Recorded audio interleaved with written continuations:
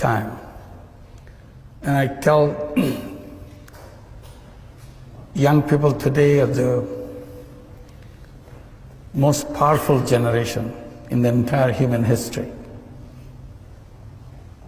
Not because these young people today are smarter than before.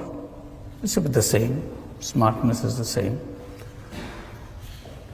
It's because you have technology in your hand, which no other generation ever had. Unbelievable technology that gives you tremendous power. On the surface, you look like just like another human being, but in reality, each one of you is a Superman and a Superwoman because of the power you get from the technology. So technology is an issue for me, excites me completely. People usually tell young people that you are the leader of the future. That's the standard way, say leader of the future.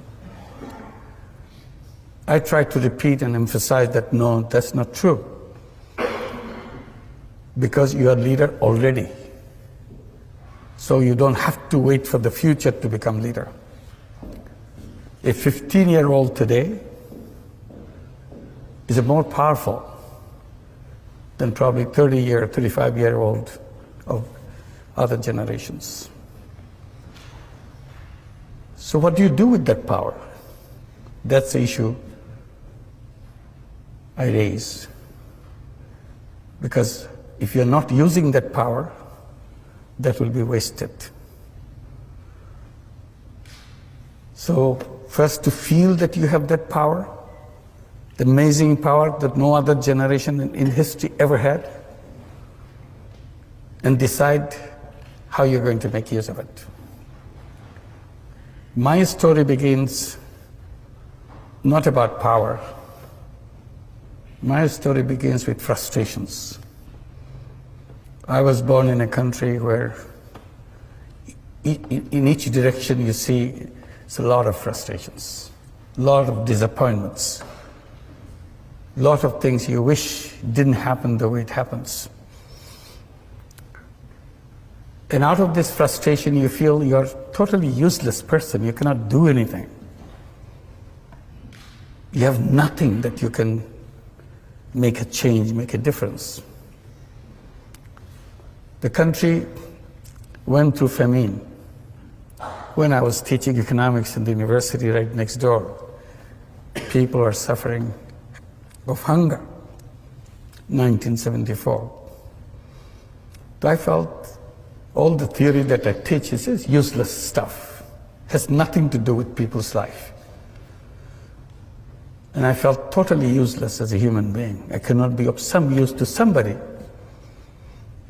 So that's what I was trying to do, getting into the village next door to the university campus to see if I have any use for anybody else.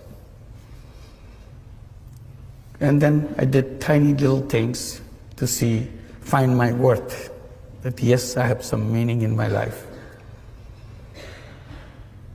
And I did things which I knew nothing about. When you're desperate, out of desperation you do things which you never thought about. So I'm sure you have been told how to plan things, how to set things, everything very clearly, but that's not what I did. I jumped at things without knowing anything about it because I just couldn't wait. And you heard about microcredit, which goes with me. People remember how it started with me. It was not a pre-planned thing. Simply the situation is so bad, you had to do something. And that situation is about loan sharking in the village, which is just next to the university campus. And it's so ugly, you feel so terrible that human beings can be so heartless, so cruel to each other, giving tiny loans and take control of the full life of those people, turn into slaves because somebody gave you some loan, so he has the right to turn you into slaves. So you see it very clearly. It's not reading in the books. Just be there. You see the person who lends, you see the person who borrowed, and you feel totally important. You don't know what to do. Suddenly it came to my mind, I can do something. I can take care of this problem. It may be a global problem, who cares?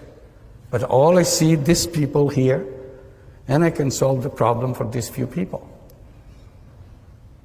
The idea is, why don't I lend the money myself? If I lend the money myself, then they don't have to go to the loan shark. And the problem is solved for these people. And that's exactly what I did. I started lending money from out of my pocket. It's not a planned thing, calculated thing. And that's the beginning of the whole story of lending money. Then the battle became with the banks. They will not open their door because I ran out of my money, because it became so popular. Everybody wanted to borrow money. Who doesn't? And in the process, I exhausted all my money. So I thought, why don't I go to the bank and let them do this? They refused. So my struggle began. Convince banks, which I never could. Now it's about 38 years after I first began. I still couldn't convince the bankers. So now I look at the whole system, what we call economic structures, conceptual framework, and all that. And I feel how wrong they are. And that's again my complaint. We read about it, we study it, we take it so seriously. But I feel it's designed in such a wrong way. Because you look at the theoretical framework of the capitalist system, you immediately find out